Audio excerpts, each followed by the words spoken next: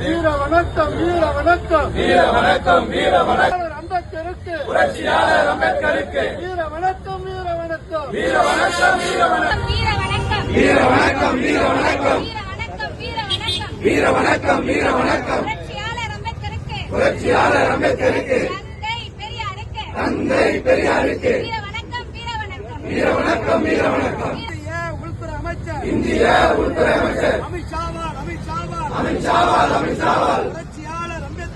புரட்சியாளர் அம்பேத்கருக்கு அவமரியாதை கண்டிக்கின்றோம் புரட்சியாளர் அம்பேத்கரை அவமரியாதை செய்து